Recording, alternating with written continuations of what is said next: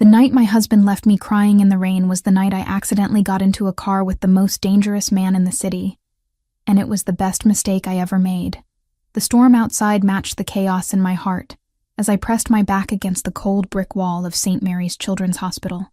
Rain hammered the city like bullets from an angry sky, each drop a reminder of how thoroughly my life had unraveled in the span of 30 minutes. My hands still trembled from the adrenaline of saving little Tommy Martinez. The 8-year-old had coded twice during his emergency appendectomy, and I'd spent the last 4 hours holding his tiny hand while machines fought to keep him breathing. Another double shift. Another child pulled back from the edge. Another day that David would dismiss as meaningless, because it didn't pay enough to matter. Isabella, you need to understand priorities. His voice echoed in my ears even now, harsh and cutting through the December wind. We can't afford your savior complex anymore. I got an offer today, a real job, but it means we need to start thinking about our future, about having kids. Kids. The word still made my chest tighten with a familiar panic. At 28, I should have been ready. Most women my age were already mothers, juggling careers and family with the grace I saw in my patients' parents every day. But every time David brought up children, all I could see was my father walking out that door when I was 7, leaving nothing but empty promises and a mother who never recovered. I'm not ready, David. You know why. Your daddy issues aren't my problem anymore, Isabella. Either you grow up and give me what I want, or I find someone who will.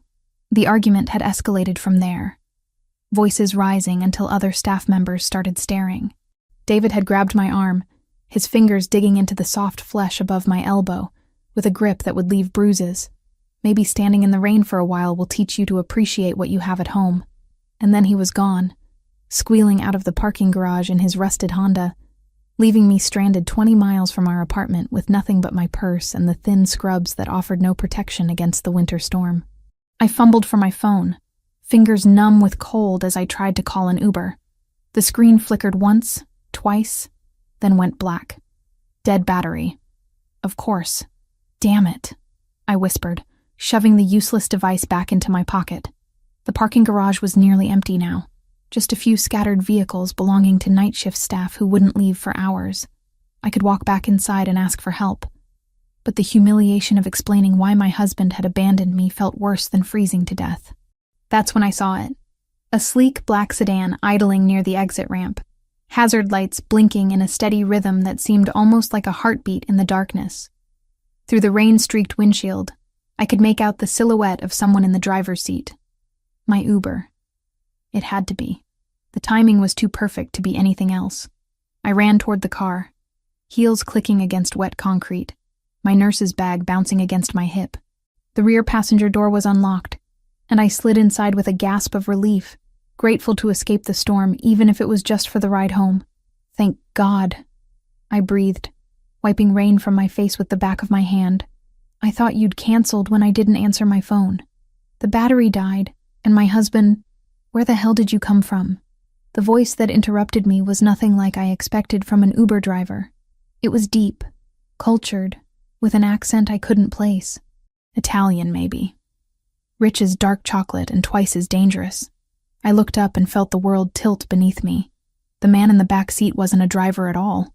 He was pressed against the far window, one hand clutched to his side where something dark was spreading across the white fabric of an expensive shirt.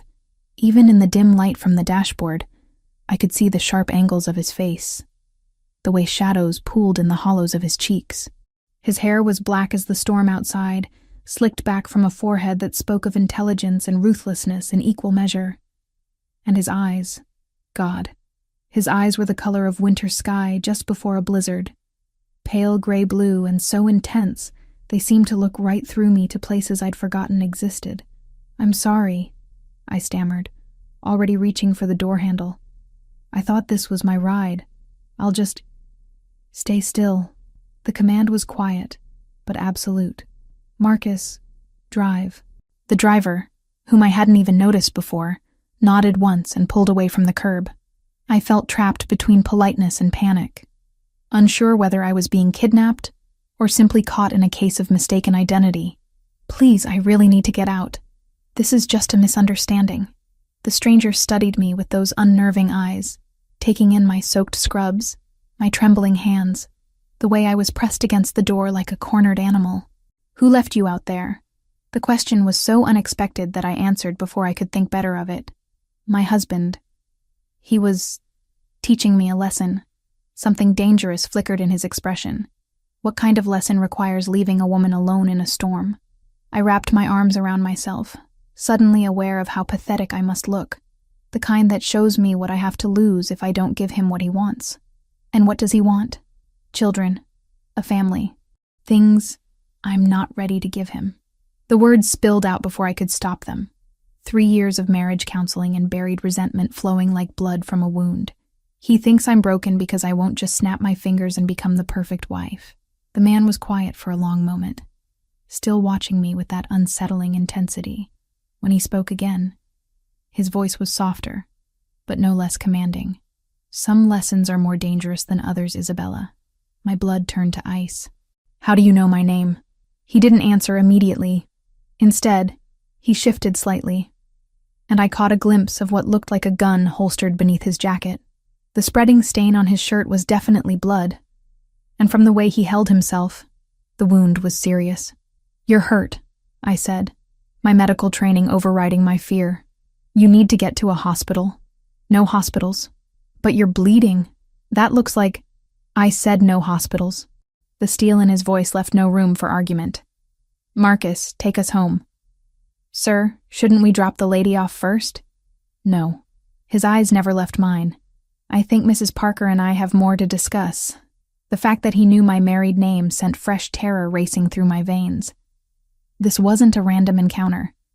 This man, whoever he was, had been expecting me, or at least expecting someone like me. "Please," I whispered. "I don't know what this is about, but I haven't done anything wrong. I'm just a nurse. I save children's lives. That's all I do." "Children's lives." He repeated the words thoughtfully, as if they meant something specific to him. "Noble work. Thankless, I imagine. Sometimes. Your husband doesn't appreciate your calling." It wasn't a question, and I found myself nodding anyway. "David thinks I should quit. Find something that pays better. Start a family instead of taking care of other people's children." David Parker. Again, that dangerous knowledge. Gambling debts. Borrowed money from people who don't forgive easily. My mouth went dry. "How could you possibly know that?" He smiled then, and it was nothing like kindness. "I make it my business to know everything about people who enter my world, Mrs. Parker. And whether you realize it or not, you just entered mine." The car turned onto a private road lined with iron gates and security cameras. Through the rain-streaked windows, I could see the outline of a massive house rising from manicured grounds like something from a Gothic novel. "Where are we going?" "Somewhere safe," he said. "Somewhere we can continue this conversation without interruption. I need to get home. David will be worried." Another smile, this one even more predatory than the last. "I doubt that very much. But don't worry, Isabella. You're under my protection now." The car came to a stop in a circular driveway, and I realized with bone-deep certainty that whatever life I'd had before this moment was over. The woman who'd entered this car was already gone, dissolved in the storm like rain on concrete. All that remained was discovering who I was meant to become. The mansion's interior was a testament to wealth beyond my comprehension. As Marcus led me through an entrance hall that could have housed my entire apartment, I found myself gawking at Renaissance paintings that looked authentic enough to belong in museums. Crystal chandeliers cast warm light across marble floors so polished they reflected like mirrors, and fresh orchids arranged in Ming vases perfumed the air with an elegance I'd only imagined. My soaked scrubs dripped onto the pristine floor, leaving a trail of evidence from the storm I'd barely escaped. Everything about this place whispered of power, control, and money. So much money that it felt almost obscene compared to the cramped hospital rooms where I spent my days fighting to save lives with outdated equipment. "Isabella, please sit down." The man's voice came from behind me, and I turned to see him moving slowly but deliberately toward an ornate chair near a fireplace that could have roasted an entire pig. In the better lighting, I could see just how pale he'd become, though his composure remained unshakable. "You need medical attention," I said, my professional instincts kicking in despite the surreal circumstances. That wound is still bleeding. I'm aware. He settled into the chair with practiced grace that couldn't quite hide his discomfort. But first, we need to address your situation. My situation is that I'm soaking wet in a stranger's house. I wrapped my arms around myself, suddenly conscious of how inappropriate my presence here was. I should call a taxi. With what phone? His pale eyes held a hint of amusement. And I'm hardly a stranger anymore. Allow me to properly introduce myself. Lorenzo Valenti. The name meant nothing to me, but the way he said it suggested it should. There was weight behind those syllables, a history of both reverence and fear that I couldn't begin to understand. Mr. Valenti, I appreciate you helping me escape that storm, but I really need to get home. To David? The question carried more knowledge than I was comfortable with. The man who abandoned you in a parking garage during the worst storm of the season? Heat flushed my cheeks. My marriage isn't perfect, but that doesn't give you the right to— Rosa, he called out, and almost immediately, a woman appeared in the doorway. She was perhaps 60, with silver-streaked hair pulled back in an elegant chignon, and eyes that missed nothing. Her clothing was simple, but expensive, and she carried herself with the quiet authority of someone who ran this household with absolute efficiency. Yes, Mr. Valenti. Please prepare the blue suite for Mrs. Parker. She'll be staying with us tonight. I will not. I stood up abruptly, water still dripping from my hair. I don't know what kind of man you are, but I'm not spending the night in a stranger's house. Rosa looked between us with practiced discretion, waiting for direction. Lorenzo studied me with those unsettling eyes, and I had the distinct feeling he was cataloging every micro-expression on my face. What kind of man do you think I am, Isabella? The question was loaded with implications I didn't want to explore. I think you're the kind of man who knows too much about people he's just met. Fair enough. He reached into his jacket pocket, causing me to tense until I realized he was only retrieving a phone, and began typing with swift efficiency. Your full name is Isabella Marie Parker, née Richardson. You're 28 years old, born in Portland, Oregon. Your parents died in a house fire when you were 19, leaving you with substantial medical debt that you're still paying off. My blood turned to ice. How could you possibly know that? You graduated summa cum laude from Oregon Health Sciences University with a bachelor's in nursing, specialized in pediatric care because you wanted to protect children, the way no one protected you after your father walked out when you were 7. Stop. My voice came out as barely a whisper. You married David Parker 3 years ago. He works construction when he can find steady employment, but he has a gambling problem that's gotten progressively worse. Currently, he owes approximately $47,000 to various bookmakers and loan sharks. The room seemed to spin around me. That's impossible. David doesn't gamble that much, doesn't he? Lorenzo set his phone aside and fixed me with those penetrating eyes. When was the last time you saw your joint bank account, Isabella? I opened my mouth to answer, then realized I couldn't. David handled all our finances, said it was easier that way, that I had enough stress at work without worrying about bills and budgets. I trusted him, because trusting him was easier than confronting the possibility that I'd married another man who would abandon me when things got difficult. You investigated me. The words came out accusatory, but underneath the anger was a bone-deep fear. Why? I investigate everyone who enters my world. Lorenzo's expression remained neutral, but there was something almost gentle in his tone.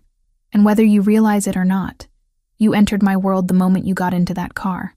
I made a mistake. I thought you were my Uber driver. There are no mistakes in my line of work, only opportunities and consequences. He gestured toward Rosa, who had remained silent throughout this exchange. The blue suite, please, and ask Marcus to bring Mrs. Parker's belongings from the car. I don't have any belongings, I protested. Just my purse and the bag in the back seat. The one you brought from the hospital, my medical kit. In all the chaos, I'd forgotten I was still carrying my supplies. Some nurses left their kits at work, but I'd learned to keep essential items with me after too many emergencies where seconds mattered. You really do need medical attention, I said, looking at the spreading stain on his shirt. Let me help you. Why? The question seemed genuinely curious. You don't know me. For all you understand, I could be dangerous. Are you? A ghost of a smile played at the corners of his mouth. Very. Then why help me at all? Why not just drop me off somewhere and continue with whatever you were doing? Because, Isabella Parker, he said, rising from his chair with careful deliberation, your husband's debts have made you a person of interest to some very unforgiving people. Whether you know it or not, you're already in danger. The words hit me like a physical blow. What kind of danger? The kind that doesn't ask politely for repayment. Lorenzo moved closer, and I could smell his cologne. Something expensive and masculine that made my pulse quicken in ways I didn't want to examine. The kind that uses family members to encourage prompt payment. You're trying to scare me.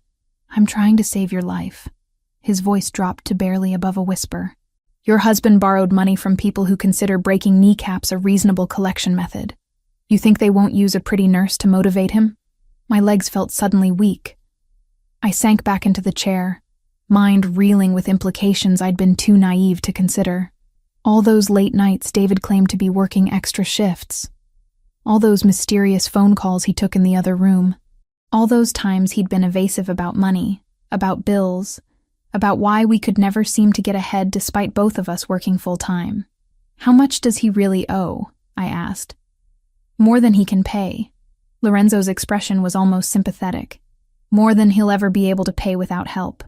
And you're offering to help? There had to be a catch. Men like Lorenzo Valenti didn't help people out of kindness. I'm offering you protection. He extended his hand toward me. Come, let's take care of this wound and then we can discuss terms. Terms? I stared at his outstretched hand, knowing that taking it would change everything. Protection isn't free, Isabella. But I promise you, the price I'm asking is far more reasonable than what David's creditors will demand. I looked up into those pale eyes and saw something that scared me more than any threat. Genuine concern. This man, this stranger who knew intimate details about my life, actually seemed to care what happened to me. Against every instinct screaming at me to run, I placed my hand in his. Good. His fingers closed around mine with surprising gentleness. Rosa will show you to your room after we're finished. You're safe here. Safe. The word felt foreign on my tongue. A concept I'd forgotten existed somewhere between my father's abandonment and David's increasing desperation. For the first time in years, I almost believed it might be true. The blue suite Rosa had prepared for me was larger than the apartment David and I shared. Egyptian cotton sheets draped a king-sized bed that could have slept 4 people comfortably, while floor-to-ceiling windows overlooked gardens that remained beautiful even in winter's harsh grip. A marble bathroom contained amenities I'd only seen in luxury hotel magazines, and a walk-in closet held clothing in exactly my size. I stood before those clothes now, fingering fabric that cost more than I made in a month. Silk blouses, cashmere sweaters, designer jeans that had never seen the inside of a discount store. Everything fit perfectly, as if Lorenzo had somehow known my measurements down to the last inch. The realization sent another chill through me. How long had he been watching? How much did he know about my daily routines, my preferences, my life with David? I'd spent 2 hours treating Lorenzo's wound after I'd agreed to stay. The bullet had passed cleanly through his side, missing vital organs by mere inches. As I'd cleaned and sutured the injury, he'd remained perfectly still, watching my face with those unsettling pale eyes. His pain tolerance was inhuman. Most people would have been writhing or at least gripping something for support. But Lorenzo had simply observed me work as if I were providing routine medical care rather than battlefield surgery in his living room. You have steady hands, he'd said as I'd finished the final stitch. I work with children. Steady hands are a requirement. And yet you're trembling. I had been. Not from the medical procedure. I could suture wounds in my sleep. But from the growing awareness that Lorenzo Valenti was unlike any man I'd ever encountered. There was something predatory about his stillness, something dangerous in the way he seemed to anticipate my every move. Now, dressed in borrowed clothes that fit like they'd been tailored for my body, I tried to process the conversation we'd had afterward. Lorenzo had explained, in terms both clinical and terrifying, exactly how deep David's gambling debts ran. Not just the $47,000 he'd mentioned, but additional loans from progressively more dangerous sources. Men who didn't accept payment plans or sob stories about sick children and medical bills. Your husband owes money to Viktor Petrov, Lorenzo had said, settling back into his chair as I'd cleaned my instruments. Do you know that name? I'd shaken my head, though something about it made my skin crawl. Petrov runs the Russian interests in this city. Unlike more traditional organizations, his people don't believe in gradual escalation. They prefer to make examples that discourage future problems. What kind of examples? The kind that leave widows and orphans. The memory made my hands shake now as I selected a cream-colored sweater from the closet. Everything about this situation screamed danger. Yet I felt safer here than I had in months at home. When had I stopped feeling secure in my own marriage? When had David's increasingly erratic behavior become my new normal? My phone. Lorenzo had provided a replacement after mine died. Buzzed with an incoming call. David's number flashed on the screen, and my stomach clenched with familiar anxiety. Hello? Where the hell are you? His voice was sharp with panic and anger. I came home and you weren't here. Your phone was going straight to voicemail. My phone died. I'm staying somewhere safe tonight. Safe? What's that supposed to mean? Safe from what? The question hung between us, loaded with implications I wasn't ready to voice. How could I tell him I knew about his debts? About the people he'd borrowed from? About the fact that my life might be in danger because of his choices? Safe from you, I said instead. From arguments about children and priorities and why I'm never enough the way I am. Isabella, come home. We can talk about this. Can we? Or will you just tell me again that my job doesn't matter? That saving children's lives is less important than making babies? There was a long pause. When David spoke again, his voice had taken on a wheedling quality I'd learned to recognize as desperation. I got a new job offer today. Good money. We could afford to have kids, to buy a house. What kind of job pays that well without experience or education? Another pause, longer this time. It's legitimate, Isabella. I promise. Like your gambling is legitimate? Like those phone calls you take in the other room are legitimate? I don't know what you're talking about. The lie came so easily, I wondered how many others he'd told me over the years. How many times had I accepted his explanations without question? Because believing him was easier than confronting the truth. I can't do this anymore, David. I can't pretend everything is fine when it's not. Where are you staying? I'll come get you. No. The word came out sharper than I'd intended. I need time to think. Think about what? We're married, Isabella. You can't just disappear. You left me in a parking garage during a storm. If anyone disappeared first, it was you. I ended the call before he could respond, my hands shaking with adrenaline and something that might have been relief. For the first time in years, I'd stood up to David without apologizing or backing down. A soft knock at my door interrupted my thoughts. Come in. Lorenzo entered, moving more easily now that his wound had been properly treated. He'd changed into dark jeans and a black sweater that emphasized the breadth of his shoulders and the lean strength of his frame. In better light, I could see he was younger than I'd initially thought, perhaps 35, with the kind of masculine beauty that belonged in Renaissance sculptures. How are you feeling? I asked, noting the improved color in his cheeks. Better. Thank you. His eyes took in my appearance, lingering on the way the borrowed clothes fit my figure. The clothing suits you. How did you know my size? I have excellent judgment when it comes to measurements. There was something almost playful in his tone, though his expression remained serious. Your husband called. It wasn't a question, and I didn't bother pretending otherwise. He wants me to come home. And I told him I needed time to think. Lorenzo moved closer, and I caught the scent of his cologne again. Cedar and leather with undertones of something darker, more dangerous. What are you thinking about? Whether my marriage was over before tonight or if I just finally admitted it to myself. Marriage should be a partnership, he said quietly. Protection, loyalty, shared burdens. Not abandonment when things become difficult. Speaking from experience, something flickered in his pale eyes. Pain, perhaps, or regret. My parents were married for 30 years before they died, even when my father's business put the family at risk. They faced it together. That's what love looks like, Isabella. Not what you have with David. Your father's business? I studied his face, noting the careful way he'd phrased it. What kind of business? The kind that requires careful planning and absolute loyalty. Lorenzo's expression grew distant. They were killed when I was 15. A car bomb meant for my father, but they were together that night. Always together. The pain in his voice was raw, unguarded in a way that made my chest tighten with sympathy. I'm sorry. I built everything I have now from nothing. Every dollar, every alliance, every moment of safety I've created came from understanding that family is the only thing that matters in this world. And that's what you do? You build safety? His smile was sharp as a blade. I build empires, Isabella. Safety is just a side effect. The words should have terrified me.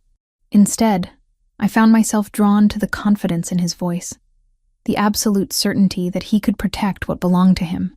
When had anyone ever made me feel like I belonged to something worth protecting? The gates are locked, I said, testing the boundaries of my situation. For your protection. Am I a prisoner? You're a guest who's in danger. There's a difference. Lorenzo stepped closer, close enough that I could feel the heat radiating from his body.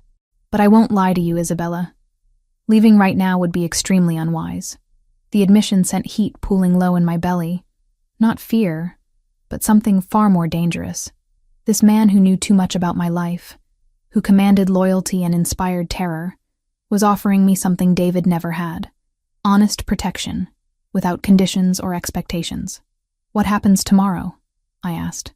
Tomorrow we discuss your future. Tonight, you rest in safety for the first time in months. He was right. I couldn't remember the last time I'd fallen asleep without worrying about money, about David's mood, about whether I'd wake up to another crisis I'd have to fix alone. Thank you, I whispered. Lorenzo reached out and touched my face, his thumb tracing the line of my cheekbone with unexpected gentleness. Sleep well, Isabella. Tomorrow, everything changes. The photograph arrived at 7 a.m, slipped under my door while I was still tangled in Egyptian cotton sheets that smelled faintly of lavender. I'd slept better than I had in months, cocooned in luxury and safety I'd forgotten could exist. The image shattered that peace like glass against stone. David's face stared back at me from the glossy surface. But this wasn't the man I'd married 3 years ago. This David was bruised and bloodied, duct tape covering his mouth, terror bright in his eyes.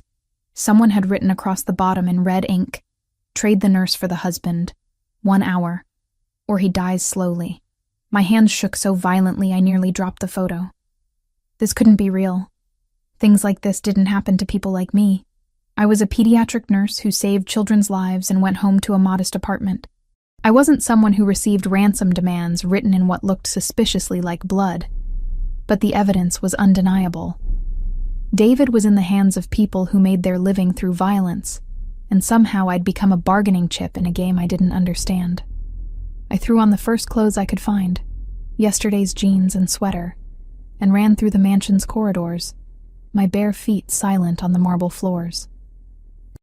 I'd memorized the route to Lorenzo's study last night, filing away every turn in case I needed to escape. Now I was running toward danger instead of away from it.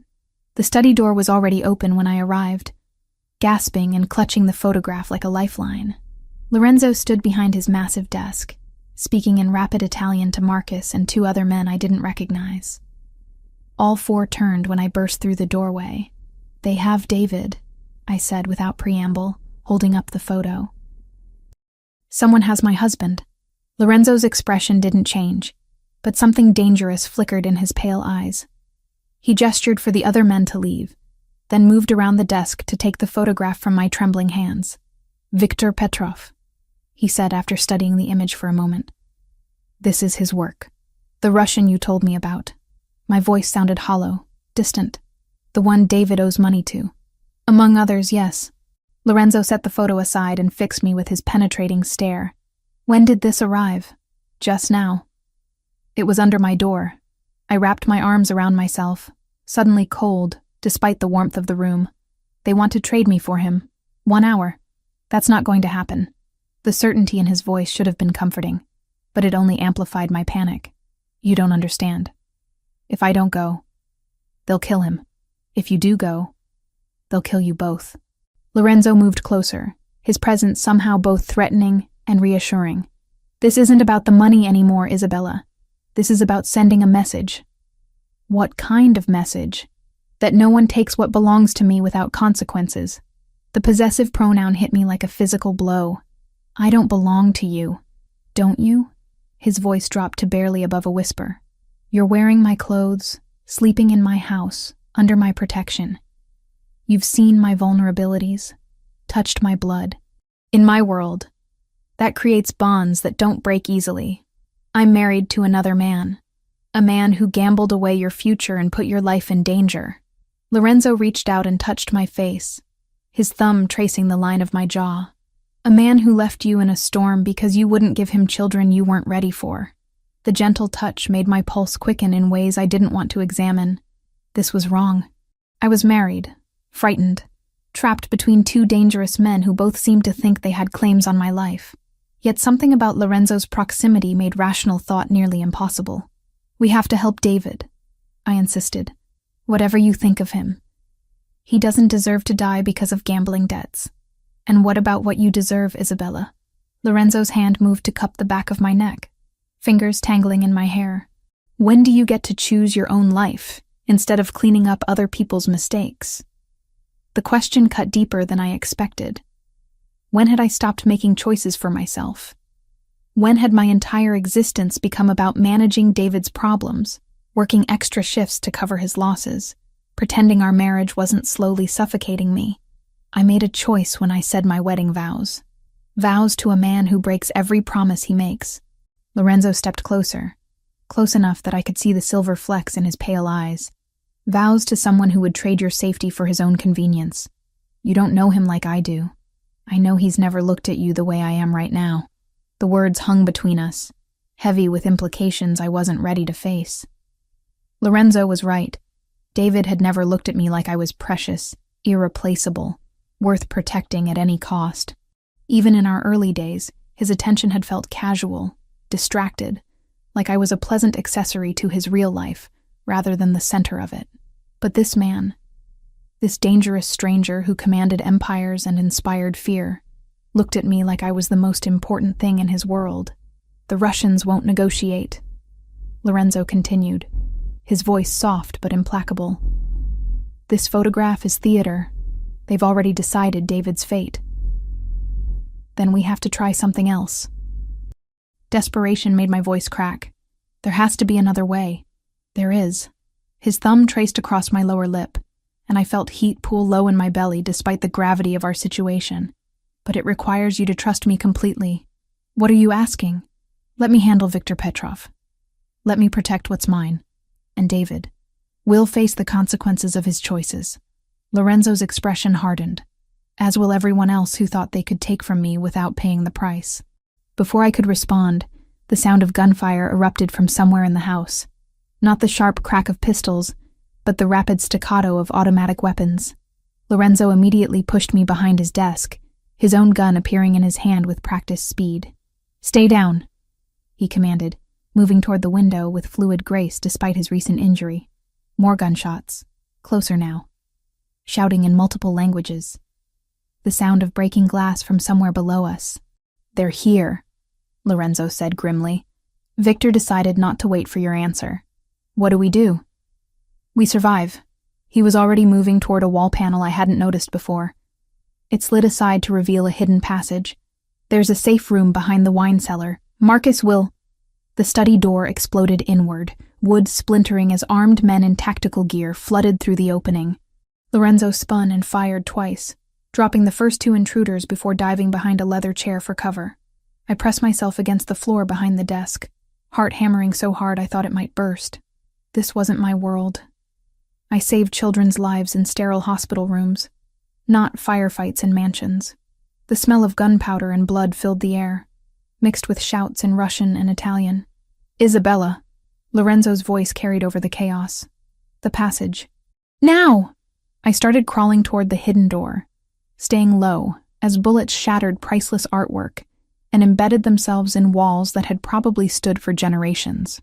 The sound was deafening, overwhelming, like being trapped inside a thunderstorm made of violence. A hand grabbed my ankle, yanking me backward. I screamed and kicked, connecting with something soft that made my attacker grunt in pain. Rolling over, I found myself face to face with a man who looked like every stereotype of Russian muscle, blonde, scarred, with cold blue eyes that held no warmth or mercy. "Pretty little nurse," he said in accented English. "Victor has plans for you." I clawed at his face, my nails finding purchase on his cheek and drawing blood. He cursed and raised his hand to strike me. The gunshot was deafeningly loud. The Russian's head snapped back, and he crumpled to the floor beside me, his blood spattering across the Persian rug. Lorenzo stood over us, smoke still rising from the barrel of his gun, his pale eyes blazing with fury that made him look less like a man and more like an avenging angel. "No one touches what belongs to me," he said, extending his hand toward me. I took it without hesitation, letting him pull me to my feet. In that moment, with death surrounding us and violence painting the air red, I realized something that should have terrified me. I wanted to belong to Lorenzo Valenti more than I wanted to breathe. "Come," he said, guiding me toward the hidden passage. "We have work to do." As we disappeared into the darkness behind the wall, leaving the sounds of battle behind us, I understood that whatever happened next would determine not just whether I lived or died, but who I would become if I survived. The woman who entered that passage wasn't the same one who'd entered Lorenzo's car less than 24 hours ago. That Isabella Parker had been a victim, a woman who accepted abandonment and betrayal as the price of love. This Isabella was someone else entirely, someone who might be worth fighting for after all. The safe room beneath Lorenzo's mansion was a marvel of paranoid engineering. Steel-reinforced walls, independent air supply, enough food and water for 2 weeks, and communication equipment that could reach anywhere in the world. I sat in stunned silence on a leather sofa that probably cost more than my annual salary, watching Lorenzo coordinate his response to the attack through encrypted phones and video monitors. David was alive. The cameras throughout the property had captured Viktor Petrov's men dragging him from a black van before the shooting started. He was battered and terrified, but breathing. That should have been my only concern. Instead, I found myself fixated on the man pacing the small space like a caged predator, his movements fluid despite the bandages I'd wrapped around his torso just hours earlier. "How long have you been planning this?" I asked, when he finally ended his latest call. Lorenzo paused mid-stride, his pale eyes fixing on me with that unsettling intensity I was beginning to recognize. "Planning what?" "David's debts. The Russians. Me ending up in your car." I stood up, sudden anger overriding my fear. "None of this is coincidence, is it? You think I orchestrated your husband's gambling addiction?" There was genuine curiosity in his voice, as if my accusation intrigued rather than offended him. "I think you're the kind of man who manipulates situations to get what he wants." I crossed my arms, trying to project confidence I didn't feel. "And for some reason you wanted me." Very perceptive. Lorenzo set his phone aside and gave me his full attention. "You're right, of course. Though not in the way you imagine. Then explain it to me." He was quiet for a long moment, studying my face as if cataloging every micro-expression. When he spoke, his voice carried a weight I hadn't heard before. Something that might have been regret. "I've been watching David Parker for 6 months. Not because of his debts, but because of his connection to you." Lorenzo moved closer, and I fought the urge to step back. "Your husband wasn't just gambling, Isabella.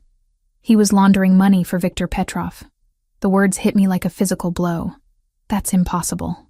"Is it?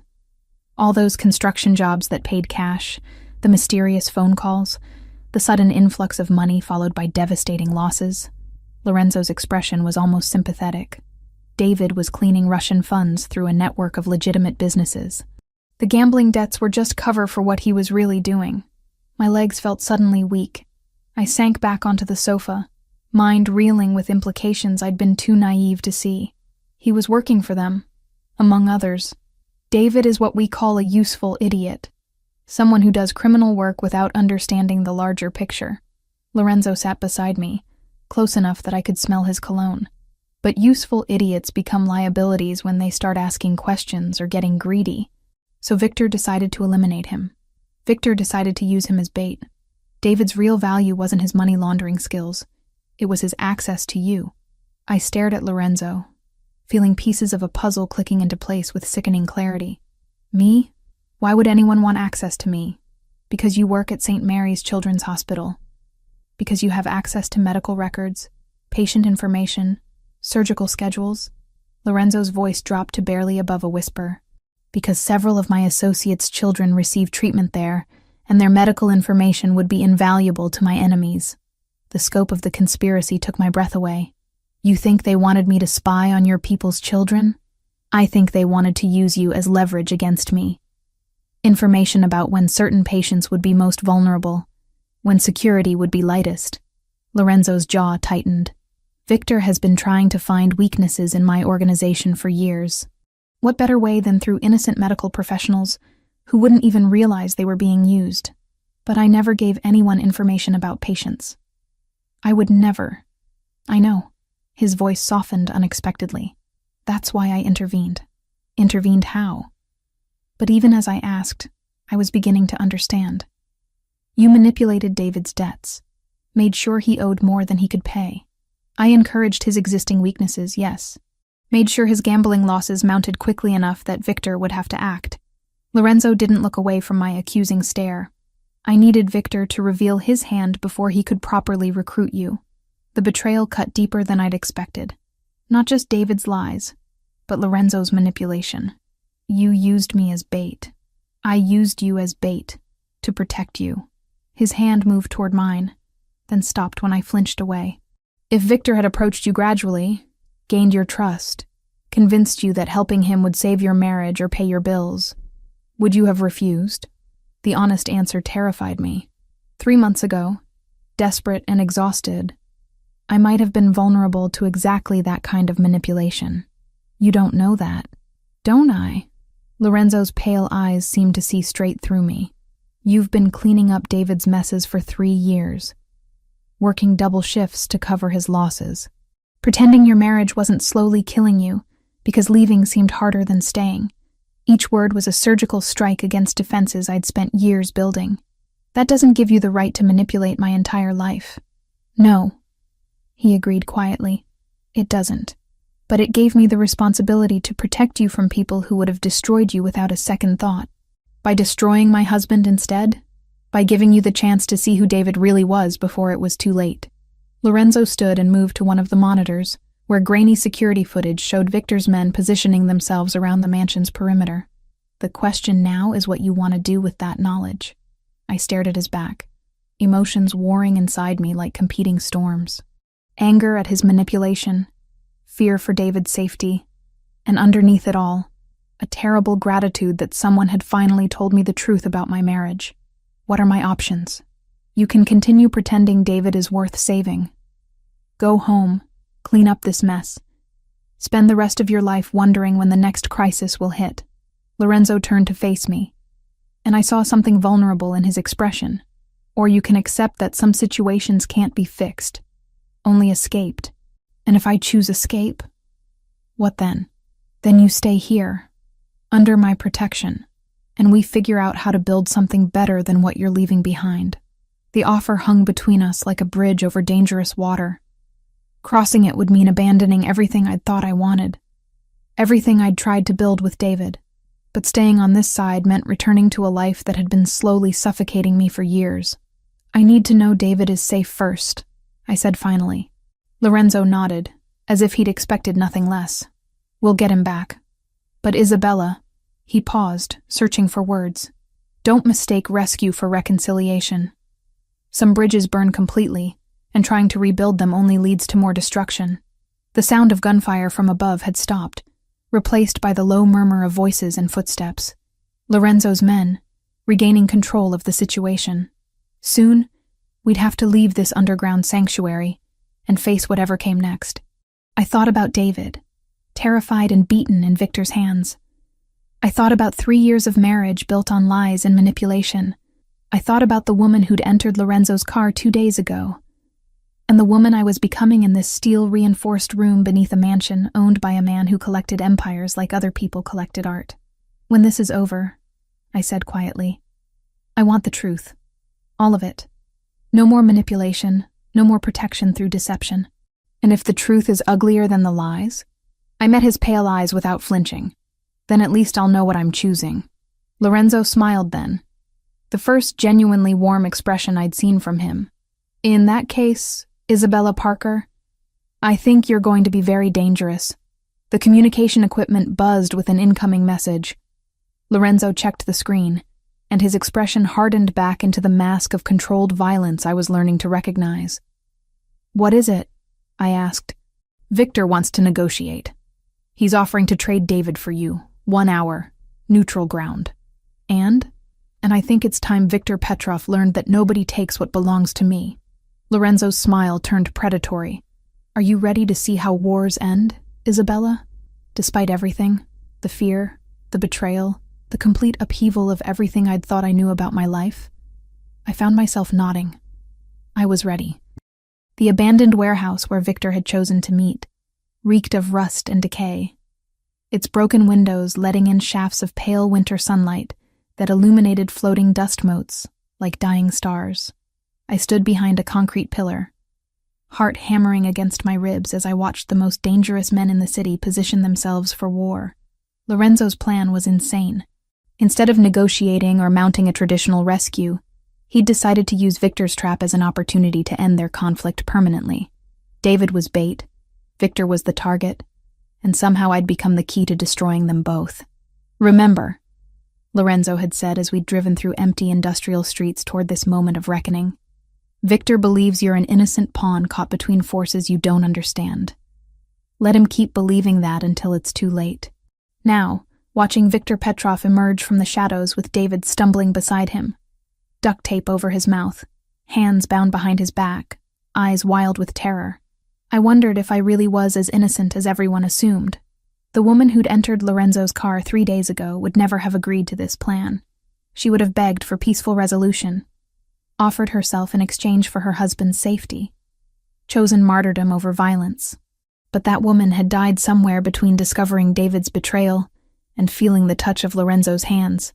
What remained was someone harder, more calculating, someone who understood that mercy was a luxury she could no longer afford. "Isabella Parker," Victor called out, his accented voice echoing off the warehouse walls. "Come out, little nurse. Time to collect your husband." I stepped into the open space between the pillars, hands raised to show I was unarmed. Victor was exactly what I'd expected from Lorenzo's descriptions. Tall, lean, with the kind of pale good looks that turned predatory under scrutiny. His smile reminded me of winter, beautiful but deadly. "There she is," he said, gesturing for his men to spread out in a loose semicircle. "The woman worth so much trouble." David's eyes found mine over the tape covering his mouth. I saw relief there, hope, the absolute faith that I would save him the way I'd saved him from everything else over the past 3 years. The weight of that expectation should have crushed me. Instead, I felt nothing but a cold assessment of the situation. "Let him go," I said, proud that my voice didn't shake. "You have what you wanted." "Do I?" Victor stepped closer, dragging David with him. I wanted Lorenzo Valenti's weakness. Instead, I find myself wondering if you're more dangerous than valuable. I'm a pediatric nurse. The only danger I pose is to your men's tetanus vaccinations. Victor laughed, a sound like breaking glass. Humor. I like that in a woman. "Tell me, Isabella, what do you know about your husband's business arrangements?" I know he's a gambling addict who makes poor decisions. I kept my voice level, matter of fact. I know he borrowed money he couldn't repay. And that's all? What else would there be? Victor studied my face for signs of deception. Behind him I could see Lorenzo's men moving through the warehouse's upper levels, silent as shadows. Marcus crouched behind an overturned shipping container, rifle trained on Victor's position. 2 others had flanked the Russians from the east, waiting for Lorenzo's signal. "Your husband was washing money for my organization," Victor said finally. Quite successfully, until his gambling problem made him unreliable. I let shock register on my face, widening my eyes and taking a small step backward. "Money laundering? David doesn't know anything about that kind of business." "Doesn't he? Then how do you explain the $47,000 in cash we found hidden in your apartment?" My blood actually ran cold at that revelation. There had been money hidden in our home and I'd never known about it. How many other secrets had David kept from me? How many other lies had I accepted without question? I didn't know. Of course you didn't. Victor's smile grew wider. Lorenzo chose well when he decided to claim you. A woman who sees only what she wants to see, who asks no difficult questions, who cleans up messes without complaint. Perfect for a man in his position. Lorenzo didn't claim me. I'm married to David. Are you? Married to a man who used you as collateral? Who sold information about your hospital to finance his debts? Victor gestured toward David, whose expression had gone from hopeful to ashamed. Did you know your husband provided patient schedules for 3 of Lorenzo's associates' children? Surgery dates, recovery periods, visiting hours. The betrayal hit me like a physical blow. David hadn't just been washing money. He'd been trading information that could have gotten children killed. Children I might have been treating, holding their hands as they faced surgery, comforting them when they cried for their parents. You're lying, I whispered. But even as I said it, I knew he wasn't. Ask him yourself. Victor ripped the tape from David's mouth, causing him to cry out in pain. Isabella. David's voice was hoarse, desperate. I'm sorry. I never meant for any of this to happen. They said they just needed schedules, harmless information. I didn't know they were planning to hurt anyone. You gave them children's medical information? My voice came out flat, emotionless. I had debts, serious debts. These people don't accept payment plans. David's eyes filled with tears. I thought if I helped them with some minor details, they'd forgive what I owed. Minor details. I repeated the words like they were in a foreign language. Children's surgery schedules are minor details. Nothing happened. No one got hurt. Because Lorenzo stopped you, the pieces were falling into place now, creating a picture so ugly I could barely comprehend it. He found out what you were doing and made sure Victor couldn't use that information. Victor's smile faltered slightly. He'd expected my shock to turn to forgiveness, or at least to pity for my husband. Instead, I was looking at David like he was something toxic I'd accidentally touched. Isabella, please. David begged. I love you. I know I made mistakes, but we can fix this. We can start over. Start over? I laughed, and the sound echoed strangely in the empty warehouse. You mean like we started over after the gambling? After the lies about working late? After leaving me in a storm because I wouldn't give you children you could put in danger? I would never hurt a child. You already did. The moment you sold their information, you hurt every child in that hospital. I took a step closer and David actually flinched. How much were you paid for each surgery schedule, David? What's the going rate for a 10-year-old's recovery period? Victor was watching this exchange with growing unease. This wasn't how interrogations usually went. Victims were supposed to forgive their loved ones, not systematically destroy them with cold logic. Enough, he said, raising his weapon. This is touching. But I have business to conclude. Isabella, you will come with me. Your husband will remain here as insurance against Lorenzo's retaliation. No, I said simply. No? Victor's eyebrows rose. I don't think you understand your position here. I understand it perfectly. I looked directly into his pale eyes, letting him see the calculation there. You need me alive to control Lorenzo, but you need David alive to control me, which means neither of you has the power you think you do. That's when Lorenzo stepped out of the shadows behind Victor, gun pressed against the Russian's skull. Actually, Lorenzo said conversationally, I have all the power I need. Victor's men spun toward the sound of his voice, only to find themselves staring down the barrels of rifles held by Lorenzo's soldiers. Marcus alone had 3 different angles covered, and I could see at least 5 other weapons trained on the Russians from various hiding spots throughout the warehouse. Isabella, Lorenzo continued without taking his eyes off Victor, step away from your husband. I obeyed without hesitation, moving toward Lorenzo's position with steady steps. The moment I was clear, Marcus's first shot took out Victor's lieutenant. The man dropped like a stone, blood spreading across the concrete floor. Now then, Lorenzo said, pressing his gun harder against Victor's skull. Let's discuss the terms of your surrender. But Victor was laughing, even with a gun to his head. You think you've won? You think killing me ends this? I think killing you sends a message to anyone else who might consider targeting what's mine. And what about him? Victor nodded toward David, who was sobbing openly now. What message does keeping him alive send? Lorenzo's pale eyes flicked to me, asking a question he couldn't voice in front of Victor. What did I want him to do with the man who'd betrayed not just me, but children under my professional care? I looked at David, really looked at him, and saw not the man I'd married, but a weak, selfish stranger who'd put money ahead of innocent lives, who'd used my compassion as a shield for his cowardice, who would do it all again if given the chance, because that's who he fundamentally was. David made his choice, I said quietly. Now he lives with the consequences. Lorenzo's smile was sharp as winter wind. You heard the lady, Victor. Some bridges burn completely. The gunshot that followed was surprisingly quiet in the vast space of the warehouse. Victor Petrov crumpled to the floor, his war with the Valenti family finally over. David screamed through his bonds, but I felt nothing as I watched the man who'd threatened children bleed out on concrete. This was justice, not murder. This was protection, not violence. This was the moment I stopped being Isabella Parker and became something else entirely. Lorenzo holstered his weapon and turned to me, searching my face for signs of shock or regret.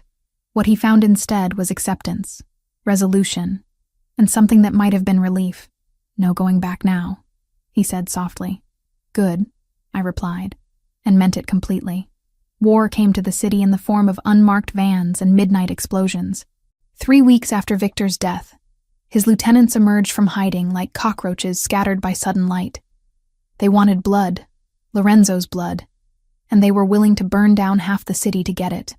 I watched the violence unfold from the safety of Lorenzo's reinforced penthouse, high above streets where black SUVs prowled like mechanical predators.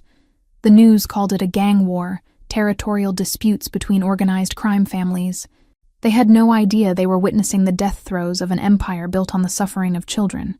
Dmitry Kozlov has taken control of Victor's operations, Lorenzo said, studying surveillance footage on multiple screens. He's more pragmatic than his predecessor, but also more ruthless. And David? I asked, though I wasn't sure why it mattered anymore. Being held at a medical facility on the east side. Kozlov is using him as insurance, leverage in case negotiations become necessary. 3 weeks ago, the mention of David's captivity would have sent me into panic. Now I felt only cold calculation. David had made his choices, sold children's safety for gambling money, betrayed me with the same casual thoughtlessness he'd shown throughout our marriage. Whatever happened to him now was simply consequence meeting cause. They'll kill him eventually, I said matter-of-factly. Yes. Lorenzo turned from the monitors, his pale eyes studying my face. Does that bother you? It should. I moved to the window overlooking the city, watching smoke rise from a warehouse district where another Russian front had been eliminated. A week ago, it would have destroyed me. Now I can barely remember why I thought he was worth saving. Guilt is a luxury we can't afford during wartime. Is that what this is? A war? It's extermination. Lorenzo joined me at the window, his presence warm and solid beside me. Victor's organization was a cancer. Cutting out the tumor isn't enough. You have to eliminate every malignant cell or it spreads. The metaphor was apt. As a nurse, I'd seen too many children lost to diseases that seemed contained until they suddenly weren't. Sometimes radical treatment was the only option, even when it seemed brutal to outside observers. I want to help, I said quietly. Lorenzo went very still beside me. Help how? You said they're holding David at a medical facility. I know medical facilities better than anyone on your payroll. I turned to meet his gaze, letting him see the resolve there. I know how to get inside, how to move through them undetected, how to access areas where outsiders would be noticed immediately. Isabella, they're using sick people as shields, I continued, anger heating my voice. Patients who need care, who trusted that facility to protect them. That makes this personal. It's too dangerous. More dangerous than leaving David alive to testify against you? More dangerous than letting Kozlov think he has leverage? I stepped closer, close enough to smell Lorenzo's cologne, to see the silver flecks in his pale eyes. I'm already part of this war, Lorenzo. Let me fight instead of just hiding. For a long moment he said nothing. Then, slowly, his hand came up to cup my face, thumb tracing the line of my cheekbone with exquisite gentleness. If something happens to you, nothing will happen to me. I'm too valuable alive, remember? and too dangerous to underestimate. I leaned into his touch, feeling the calluses on his fingers, the strength barely held in check. Besides, I'll have the best backup in the city. My men don't know medical protocols, hospital security, staff rotations, patient privacy laws. Then it's good they'll have a guide. Lorenzo was quiet for another heartbeat. When he spoke, his voice carried the weight of absolute command. No unnecessary risks. You follow my lead, obey my orders without question. And if I tell you to run, you run. Understood? And Isabella? His grip on my face tightened almost imperceptibly. If we do this, there's no going back. You'll have crossed a line that can't be uncrossed. I thought about the children whose surgery schedules David had sold, about the trust he'd betrayed, about the woman I'd been who cleaned up messes without asking why they kept happening. That woman was already gone, dissolved in the rain on a December night that felt like a lifetime ago. Good, I said. I'm tired of being someone who watches from the sidelines. The medical facility where Kozlov was holding David occupied an entire city block, a maze of interconnected buildings that had grown organically over decades. Perfect for hiding prisoners in plain sight, terrible for anyone trying to mount a rescue without proper inside knowledge. I walked through the main entrance at 11 p.m., dressed in scrubs I'd borrowed from my apartment, and carrying forged credentials that identified me as Isabella Martinez, a traveling nurse brought in to help with the night shift. Lorenzo's people had done their homework. Isabella Martinez was a real person, currently vacationing in Aruba, whose employment history and qualifications were impeccable. The security guard barely glanced at my ID before waving me through. Medical facilities were notoriously understaffed and overworked. Temporary help was so common that new faces rarely attracted attention. I knew from Lorenzo's surveillance that David was being held in a private room on the 4th floor, the psychiatric wing where visitors were limited, and security cameras had convenient blind spots. Getting there required navigating a maze of corridors I'd memorized from stolen floor plans, avoiding nurses who might recognize me from my real job across town. The hardest part wasn't the infiltration. It was maintaining professional detachment as I passed rooms full of genuinely sick patients, children recovering from surgery, elderly patients fighting infections, people who had nothing to do with the war being fought around them, but who might become casualties anyway if Kozlov decided civilian shields weren't sufficient protection. David's room was at the end of a dimly lit hallway, guarded by a single man who looked more like a bouncer than medical staff. I approached with the confident stride of someone who belonged there, clipboard in hand, expression bored with routine. "Excuse me," I said in Spanish-accented English. "I need to check vitals on the patient in 4B. The guard looked me up and down, taking in the scrubs, the ID badge, the professional attitude. Nobody goes in without clearance from Kozlov.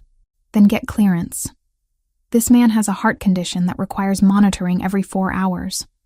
Unless you want to explain to your boss why his leverage died of cardiac arrest." Uncertainty flickered in the guard's eyes. He pulled out a phone, speaking in rapid Russian. While he was distracted, I palmed the syringe I'd prepared. Not poison, just a fast-acting sedative that would put him down for several hours without permanent harm.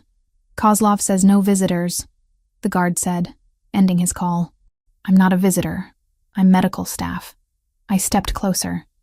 Invasion of personal space making him shift uncomfortably. "Look, I don't care about your business.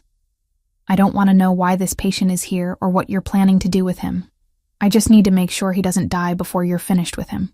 The guard wavered, glancing between me and the closed door. That moment of indecision was all I needed. The needle slid between his ribs before he could react, finding the precise spot where it would deliver maximum effect with minimal damage. He crumpled to the floor within seconds, unconscious but breathing steadily.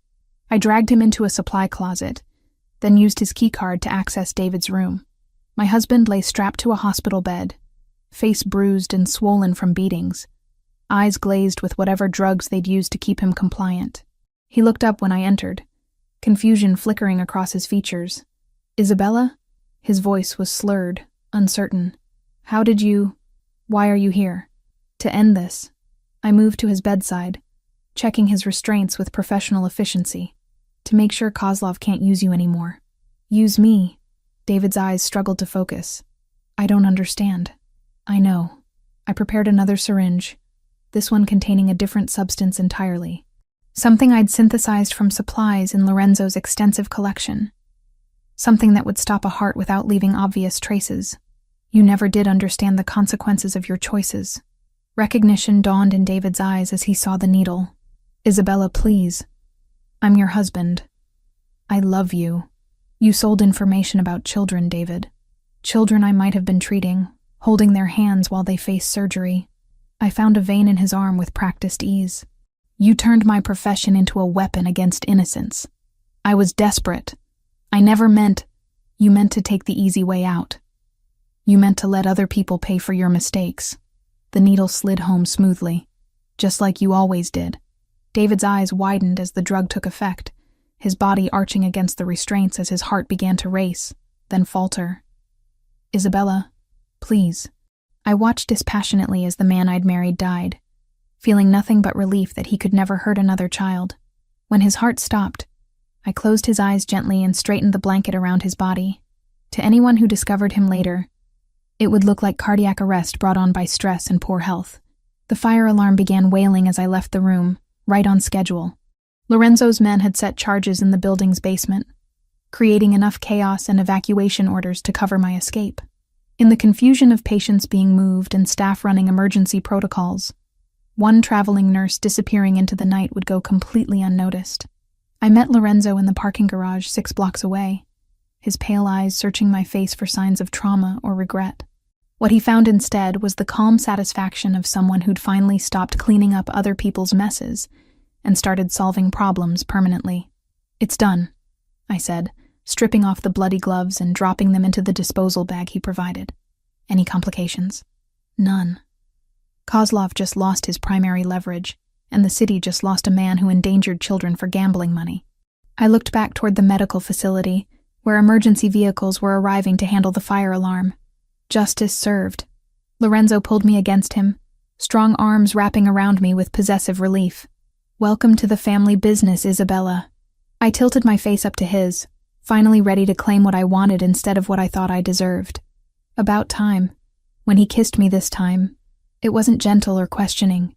It was claiming, possessing, marking me as his in ways that went far beyond protection or circumstance. I responded with equal hunger, finally admitting what I'd been denying since that first night in his car. I belonged to Lorenzo Valenti completely, and I'd just proven I was worthy of belonging to something that powerful. The war was over. My real life was just beginning. 6 months after David's death, I stood in the bathroom of Lorenzo's penthouse, staring at 2 pink lines on a pregnancy test that would change everything. My hands trembled as I set the plastic stick on the marble counter, mind racing through implications I wasn't sure I was ready to face. Outside, the city sprawled beneath us like a conquered kingdom. Lorenzo's empire had expanded exponentially since Victor's elimination. The remaining Russian operations had been absorbed or destroyed, their territories redistributed among families willing to acknowledge Valenti's supremacy. What had once been a brutal war for control had become a systematic consolidation of power, and I had been part of it all. The woman who'd entered Lorenzo's car 7 months ago would have been horrified by what I'd become. Isabella Parker had been soft, forgiving, willing to accept crumbs of affection in exchange for the illusion of normalcy. She'd believed in redemption, second chances, the fundamental goodness of people who consistently proved her wrong. Isabella Valenti was something else entirely. Isabella? Lorenzo's voice carried through the bedroom, warm with the kind of contentment I'd never heard from him before our wedding 3 months ago. Rosa wants to know if you have any preferences for dinner tonight. Our wedding. The memory still took my breath away. Not the courthouse ceremony I'd endured with David, but something worthy of Renaissance royalty. 500 guests in an Italian cathedral, dress designed specifically for my body, diamonds that caught light like captured stars. I'd walk down an aisle lined with white roses toward a man who looked at me like I was the answer to prayers he'd never spoken aloud. But it was the reception that had truly marked my transformation. When Lorenzo introduced me as La Regina, the Queen, every person in that room had bowed their heads in genuine respect. Not because I'd married their boss, but because I'd proven worthy of the title. Whatever Rosa thinks is best, I called back, still staring at the test. 2 pink lines. Positive. Pregnant. with Lorenzo's child. The bathroom door opened, and my husband appeared in the doorway, already dressed for the evening in charcoal slacks and a black shirt that emphasized the breadth of his shoulders.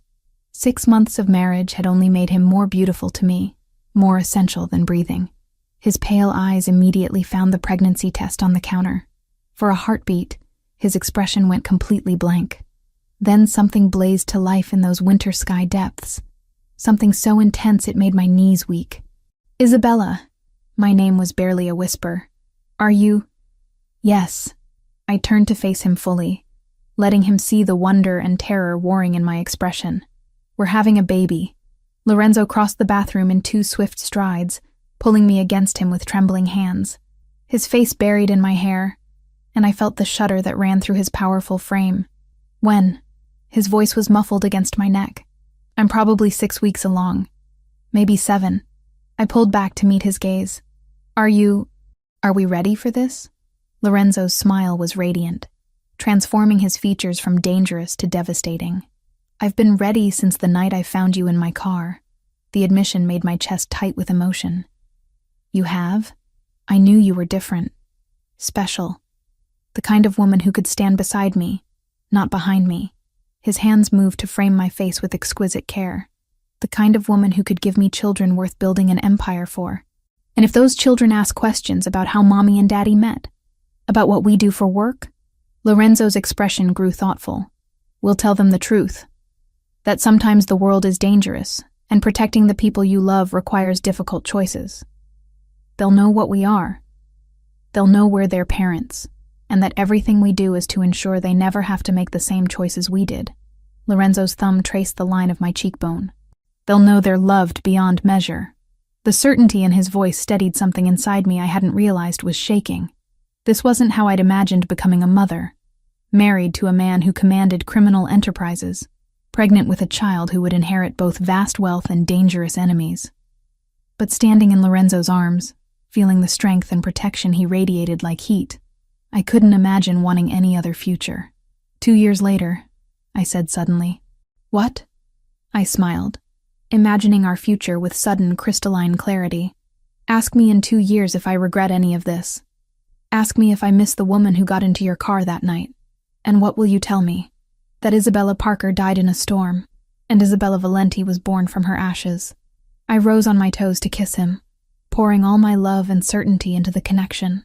That she was reborn into something infinitely more powerful. 2 years later, I stood in the nursery of our new estate, a sprawling mansion outside the city where our children could grow up with space to run and guards to keep them safe, holding our 6-month-old son while watching our 15-month-old daughter take tentative steps across the plush carpet. Lucia had Lorenzo's pale eyes and my stubborn chin. Marco, named for the man who'd become like family to us both, had my coloring but his father's intense stare. Both were perfect, healthy, and blissfully unaware that their parents' love story had begun with violence and been sealed with blood. Lorenzo appeared in the doorway, still wearing his business suit, but with his tie loosened and sleeves rolled up. He'd been in meetings all day, restructuring our legitimate enterprises to provide cleaner income streams for future generations. The Valenti Foundation now operated 12 hospitals across 3 states, all providing world-class pediatric care. My professional background had proven invaluable in designing programs that actually helped children rather than exploiting them. "How was your day?" I asked, transferring baby Marco to his father's eager arms. "Productive. We acquired controlling interest in another pharmaceutical company, and the city council approved our proposal for the new children's wing." Lorenzo settled into the rocking chair, cradling our son with the same gentle competence he'd shown since the moment our children were born. "How was yours?" Lucia took 4 steps without holding on to anything. I scooped up our daughter, who immediately began babbling in the mixture of Italian and English that comprised her current vocabulary. And I had lunch with Rosa to discuss the charity gala next month. "Any problems with security arrangements?" "None. Marcus has everything handled." I studied my husband's face, noting the satisfaction there. "You're pleased about something specific. Dmitry Kozlov was arrested this morning. Federal trafficking charges. He'll spend the rest of his life in prison." Lorenzo's smile was sharp with old vengeance. "The last of Victor's lieutenants is finally gone. Good. I felt no guilt about my satisfaction. Kozlov had ordered the murder of 3 children during his brief reign as head of the Russian operations. His imprisonment was justice, not cruelty. The children are safer now. All children are safer now. Lorenzo looked up at me, pale eyes soft with something that still took my breath away after all this time. Do you ever regret it? Any of it? I settled onto the arm of his chair, our little family complete and perfect in this moment. Outside, security teams patrolled grounds that stretched for acres in every direction. Below, Rosa was preparing dinner with ingredients sourced from the organic garden we'd had installed last spring. Beyond the estate's walls, a city largely at peace prospered under the protection of a man who'd learned to channel violence into justice. I regret nothing, I said, meaning it completely. The woman who married David Parker wanted safety at any cost. The woman who chose you wanted something worth fighting for. And what was that? I looked at our children, at the man who'd given me a love I'd never thought possible, at the life we'd built from the ashes of who I used to be, everything we have right now. Lorenzo reached up to cup my face, thumb tracing the familiar path along my cheekbone. I love you, Isabella Valenti. And I love you, Lorenzo Valenti. More than I ever loved the woman I used to be. That evening, after our children were asleep and the house had settled into peaceful quiet, I stood once again at a window overlooking a city we'd helped shape. But this time, Lorenzo's arms were wrapped around me from behind, his hands resting protectively over the slight curve where our 3rd child was just beginning to grow. What are you thinking about? He murmured against my hair. That storm, I said softly. The night everything changed. Do you wish it had never happened? I leaned back against his solid warmth, watching lights twinkle across our domain like earthbound stars. I wish it had happened sooner. Lorenzo's laughter rumbled through his chest, vibrating against my back. Bloodthirsty queen. Your bloodthirsty queen, I corrected, turning in his arms to face the man who'd transformed my life in ways I was still discovering. Forever. Forever, he agreed, sealing the promise with a kiss that tasted like victory, like vindication, like a love story that had been worth every dangerous step we'd taken to reach it. Outside, rain began to fall. Not the punishing storm that had driven me into Lorenzo's car, but gentle drops that nourished the gardens where our children would play tomorrow. Protected and cherished beyond measure, the woman who'd been left crying in a parking garage was gone forever. In her place stood Isabella Valenti, queen of an empire built on loyalty and love, mother to children who would never know abandonment or betrayal. I was exactly where I belonged, and I would never let anyone take it from me again.